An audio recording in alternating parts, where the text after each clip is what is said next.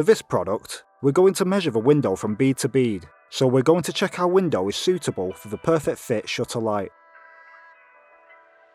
First, it is vital that the window has a curved bead to ensure the brackets can be installed. A square bead will not be suitable.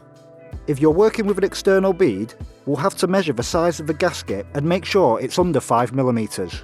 If it measures under 5mm, you can continue measuring the window, ensuring you measure from bead to bead and not from the edge of the gasket. Lastly, we need to check if there's any obstructions around the window. If there is an obstruction, make sure it's at least 25mm away from the edge of the bead.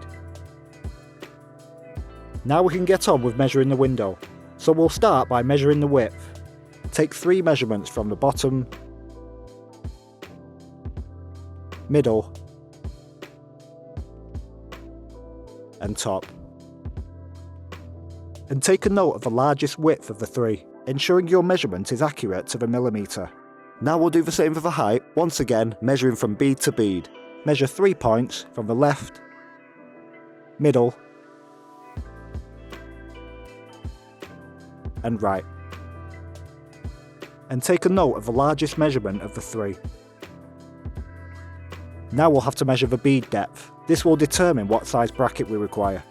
Using a credit card as a guide, take a note of the measurement from the glass to the edge of the card. This is your bead depth.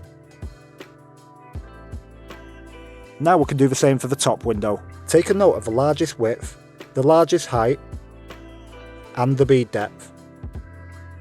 As this window has a handle, we'll have to measure its location for our rebate. Take a measurement from the left-hand side of the bead to the pivot point on the handle. And note down the measurement. And that's how to measure for your Perfect Fit Shutter Lite.